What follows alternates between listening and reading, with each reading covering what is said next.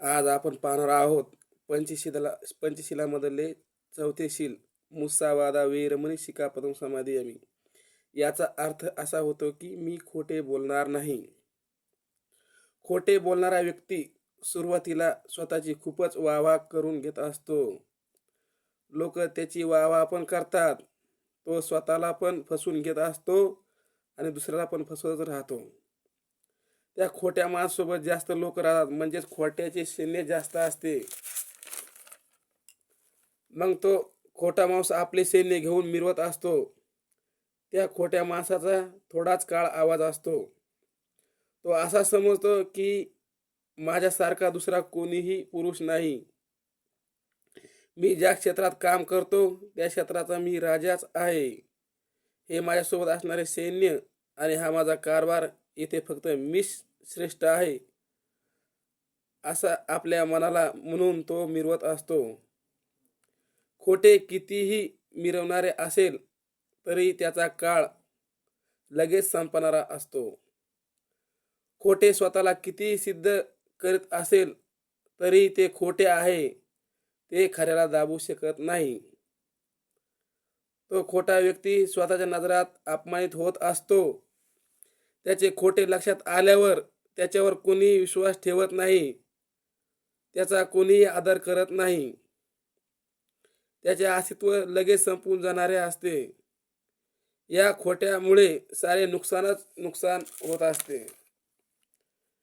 त्या खोट्या बोलण्यामुळे कोणाचे हित होत नाही, कोणाचेही चांगले होत नाही. सारे त्या खोट्या व्यक्तीमुळे सारे दुसऱ्याचे वाईटच वाईट होते. त्यामुळे तुम्ही खोटे बोलू नये. सत्य हे टिकणारे असते. सत्य हे शाश्वत असते. जे खरं आहे, सत्य आहे, त्याला काही सिद्ध करून दाखवण्याची गरज नसते.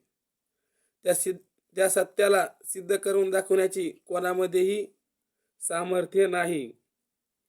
सत्य हे शांतच असते. सत्याची भनक लागताच खोटे लगेच नष्ट होते. त्यामुळे तुम्ही खोटे बोलू नाही. आता काही लोकांना असे वाटते की आम्ही संसारिक आहोत, आम्हाला खोटे बोलावेच लागतात.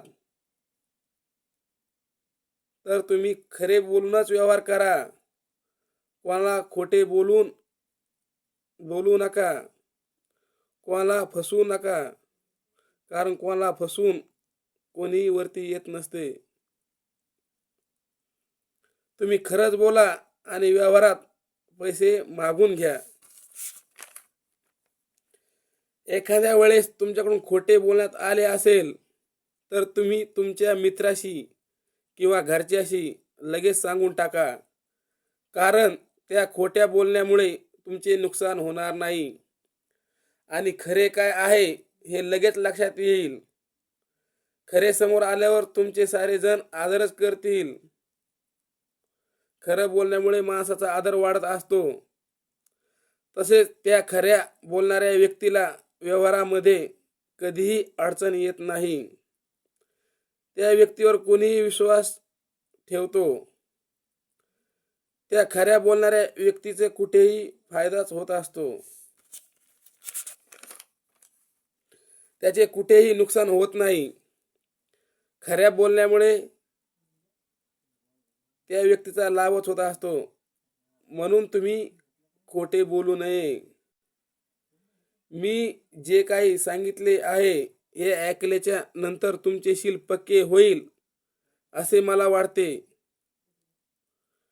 आपले चौथे शील मुसा वादा वेरमणी सिकापदम समाधियामी, म्हणजे मी खोटे बोलणार नाही, या शीलाचे तुम्ही आचरण केले पाहिजे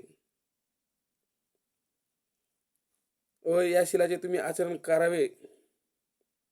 साधू साधू साधू.